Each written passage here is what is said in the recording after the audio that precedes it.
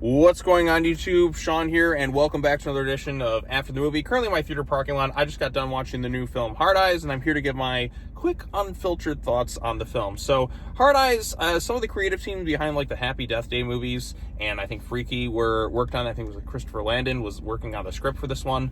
I couldn't remember who the director was. In terms of actors in this film, you have Jordana Brewster, and you have Devon Sawa. You have Mason Gooding, which I didn't realize until afterwards is the son of Cuba Gooding Jr., and now I'm seeing it. Yeah, I can kind of see that just a little bit. And then you have like some other actors in that too. But this one is both a romantic comedy and also a violent slasher film. And it has a comedic tongue-in-cheek type tone right from the get-go, so it kind of lets you know that this is a film that's not meant to be taken all that seriously. And I think in terms of just being a comedic slasher film and a rom-com, it actually works well on both fronts. And I'm surprised. Like I said, I had a pretty good time with this one overall. It's, like I said, it's really ridiculous. It kind of embraces that tone right from the get-go. You have this killer known as Hard Eyes who is targeting couples on Valentine's Day.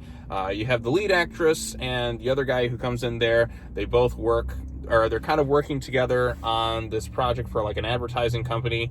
And the girl had just broken up with her ex-boyfriend, and he's just kind of some guy coming in, and he's kind of charming, he's very likable, and she's just kind of a little bit pushing back against that because she's a little bit jaded and cynical towards Valentine's Day.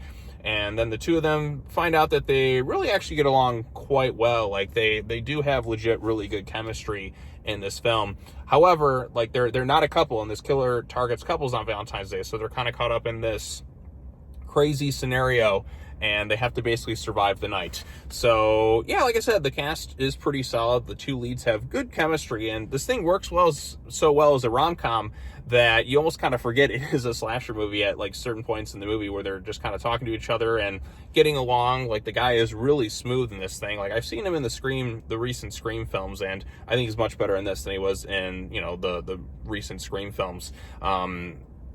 And, I actually kind of enjoy this one more than Scream 5 and 6, like, overall. The design of Hard Eyes is pretty cool. There are some pretty gnarly, like, memorable kills. In terms of slasher films, this is the one I've had the most fun in quite a while. Terrifier is another one as well, but this one's a little bit more not as independent. In terms of a mainstream slasher film, like released by like a big studio, this is one that I kind of had the most fun I've had at in quite a while. Terrifier is independent, so they're both slasher films, but this one also is like rom-com slasher film. This one's really funny too.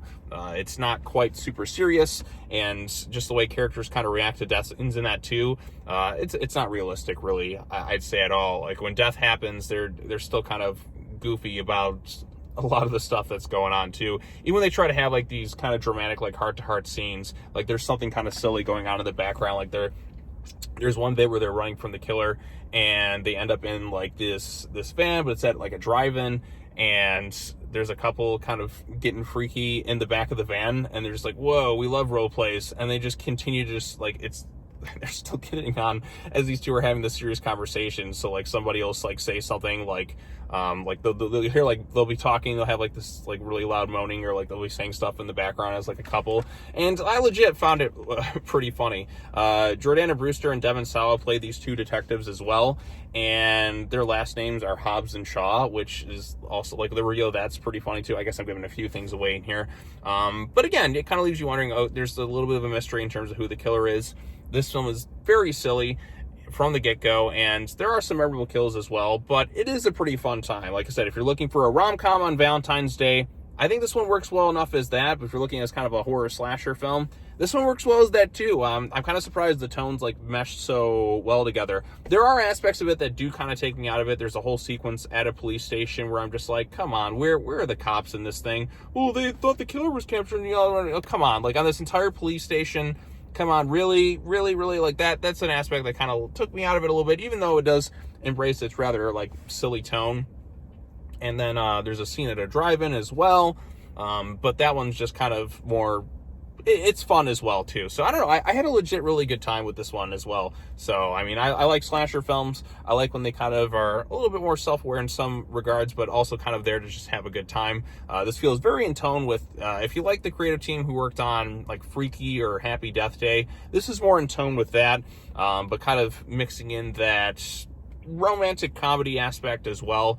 The ending kind of keeps going a little bit longer than maybe it needed to, but overall, I can say this is a pretty, I would say this is a fun date night movie if you have somebody to kind of take with you on it. So, yeah, I legit really like this one. I wouldn't mind even watching it again. Not saying I'm going to rush to theaters to see it, but like if it's on like streaming, or I just happen to see the physical media, like if, physical media is even a thing anymore half the time, it's one I wouldn't mind picking up and kind of watching it again.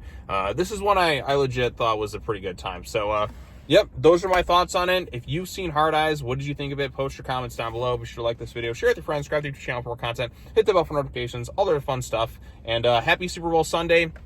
It's honestly one of my favorite days to kind of go to the movies because there's hardly anyone here, and I just won't really be interrupted. Like, it's come to a matinee, nice and chill, no real chaos or anything. I've noticed I've only seen R-rated movies in theaters this year, which is kind of like crazy to think about. So I wonder when the first PG-13 movie I'm going to see is coming out. So I don't know, but yeah, I had a good time. So I'll see you all later.